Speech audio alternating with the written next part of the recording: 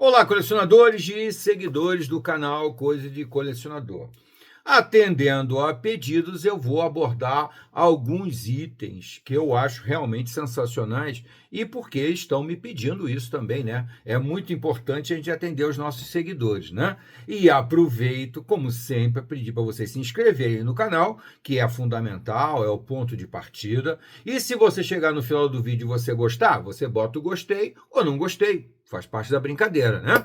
Além disso, não se esqueçam que no YouTube vocês têm aquela ferramenta que é muito importante para nós, muito importante mais, que é o hype ou valeu demais, tal, que é aquela mãozinha, né, que ajuda demais a gente a dar um destaque para um canal que é um canal novo, é um canal que tem pouco tempo e que está precisando de uma força de vocês, se vocês gostam do nosso material, é claro, né? Mas um dos nossos seguidores, que eu não vou citar o nome porque ele não me autorizou para isso, eu não pedi autorização, mas ele me pediu para falar sobre uma fase que, na minha opinião, honestamente, é a melhor fase dos quadrinhos, tanto na Marvel como na DC Comics, tá? É uma fase da Marvel, mas que é uma fase emblemática, que é o início dos anos 2000. A virada do milênio não só trouxe a Marvel de volta para os leitores, mas também trouxe a melhor fase da Marvel de todos os tempos. Vou ser muito enfático em falar isso aqui, tá? Autores extraordinários, por exemplo, como Ed Brubaker, como, por exemplo, o Matt Fraction, como, por exemplo, J. Michael Straczynski. Eu citei 3, mas deixei para o final para falar do número 4, que é Brian Michael Bendis.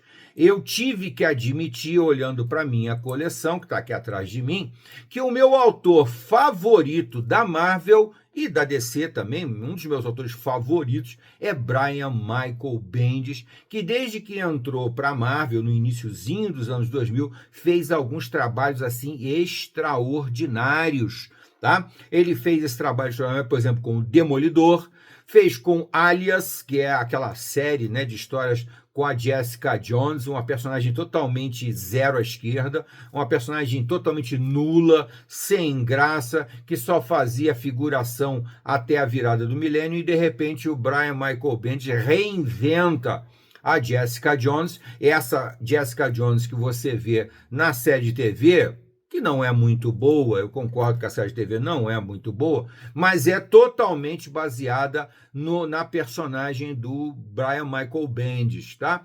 Porém, nos quadrinhos ela é excepcional, maravilhosa. Se você conseguir ler a série, achar a série Alias para ler, você vai gostar muito, é muito boa mesmo. E ele pegou também aquele personagem que é do meu coração, que eu adoro, mas que é um personagem que precisa de grandes autores, que é o Demolidor. Ele, logo no início dos anos 2000, se não me engano, 2003, ele assume o título do Demolidor e produz a melhor fase do Demolidor de todos os tempos, com todo respeito ao que o Frank Miller fez, tirando o Demolidor também do 0 a 0. O Demolidor, até o Frank Miller, até o meio dos anos 80, era um personagem totalmente sem graça, mas que eu, que lia naquela época, achava que tinha um potencial muito grande. Graças a Deus, o Frank Miller pensou igual a mim e produziu, né, aquela longa fase do Demolidor, que é emblemática, extraordinária. E que, na verdade, na minha opinião, essa é a grande mudança nos quadrinhos dos anos 80, é o Frank Miller no Demolidor. Depois ele faria o Batman, o Cavaleiro das Trevas, que também é sensacional. Nossa, é uma das melhores obras de quadrinhos de todos os tempos. Porém, a semente começa no mundo dos super-heróis em O Demolidor, do Frank Miller, que é anterior, tá? E também, eu não posso deixar de citar aqui o Camelot 3000, da Vertigo, né, da DC, que também foi um marco histórico de transformação. Mas o Camelot 3000 é uma história fora do universo dos super-heróis. É uma história totalmente inventada, né, baseada na mitologia do Rei Arthur, aquela coisa, mas que realmente é um ponto de transformação na linguagem dos quadrinhos. Quadrinhos para adultos, né, dentro desse universo da DC e da Marvel. Em outras editoras já existia, tá, gente? Mas dentro do universo da DC e da Marvel, eu considero que o Camelot 3000 é um grande marco, tá? Existem outros, tá? Mas eu acho que o Caminhão 3000, que se não me engano é de 1982, se eu não me engano, tá? Desculpa se eu errar. Pois é, mas o Brian Michael Bendis, que é o nosso foco aqui desse vídeo, porque foi o que foi pedido por um seguidor, ele pediu para eu comentar essa edição aqui, ó. Revolução, do título Os Novos Vingadores. Mas eu vou ter que chegar lá, tá? Eu não vou poder falar nesse vídeo a respeito de Revolução. Por quê? Porque eu não acho justo eu falar de Revolução, que é de 2007, quando existem trabalhos muito anteriores do Brian Michael Bendis para os Vingadores. Já falei dele fazendo Alias, já falei dele fazendo Demolidor. Né? Anterior a Novos Vingadores Revolução, esse arco que foi chamado de Revolução, você tem Novos Vingadores na Guerra Civil. A Guerra Civil foi escrita pelo Mark Millar, não pelo Brian Michael Bendis. Mas o Brian Michael Bendis soube seguir muito bem os passos do Mark Millar e construir um bom arco de história aqui, Novos Vingadores, pelo Brian Michael Bendis, tá? Lembrando também que o título Novos Vingadores foi criado para o Brian Michael Bendis, tá? Vingadores era o título fundamental, mais importante, né? Mas como o Brian Michael Bendis tinha umas ideias sensacionais para Vingadores, então foi dado para ele de presente um título novo, Novos Vingadores, né? Que aqui eu tô fazendo um retrocesso, tá? Eu estou retrocedendo no tempo, tá? Antes de Revolução, você tem os Vingadores, os novos Vingadores na Guerra Civil. Antes disso, você tem o Dinastia M. Esse sim, um grande crossover criado pelo Brian Michael Bendis. Outra história absolutamente sensacional, mas eu vou chegar lá num próximo vídeo. Antes disso aqui, ele também fez um arco de história maravilhoso, que é Guerra Secreta. A melhor desses títulos, Guerra Secreta, Guerras Secretas e Guerra não sei o que, babá, o melhor título é esse aqui, Guerra Secreta, que é do Brian Michael Bendis, com arte maravilhosa do Gabriele Delotto, tá? Mas também não é o papo desse vídeo aqui. Antes disso tem Motim. Motim é da fase inicial do Brian Michael Bendis no título Novos Vingadores. Aliás, é a primeira fase, né? Isso aqui é do 1 ao 15. Isso aqui compõe essa edição aqui chamada Motim, a fase inicialíssima do Brian Michael Bendis em Novos Vingadores. Eles pegam um grupo de Vingadores, dividem os Vingadores, uma coisa que já tinha acontecido muitas vezes no passado, né? Mas aqui ele divide o título Vingadores e surge os Novos Vingadores, que seriam mais ou menos assim os heróis rebeldes, né? Os Vingadores mais rebeldes, mais contestadores, tal, aquela coisa toda. E antes disso, é o ensaio, o início dessa longa fase que o Brian Michael Bendis faria em Os Vingadores. Ele também tem uma longa fase no Demolidor, uma fase bem longa mesmo, são 4 ou 5 volumes, né? Mais de 100, acho que deve chegar a mais de 100 números, se não chegar, chega perto disso. No Demolidor, que também é espetacular, mas isso é papo para outro vídeo. Hoje eu quero falar aqui para vocês do primeiro volume de Vingadores, não Novos Vingadores, mas Vingadores, quando o Brian Michael Bendis pega e escreve Vingadores do 500 ao 503, que é o momento, digamos assim, de ruptura, quando os Vingadores meio que se subdividem. Não de uma maneira litigiosa, digamos assim, não de um confronto, mas naturalmente, espontaneamente, eles se dividem em dois grupos, né? Isso já tinha acontecido muitas vezes, né? No passado, Vingadores da Costa Leste, Vingadores da Costa Oeste, isso aí sempre aconteceu, não é novidade nenhuma. Mas agora, com o Brian Michael Bendis escrevendo, a coisa toma um volume muito maior. E já começa com o pé na porta, aqui em A Queda. A Queda compõe do 500 ao 503 de Vingadores e também Avengers Finale, o final da série Vingadores nesse momento, né?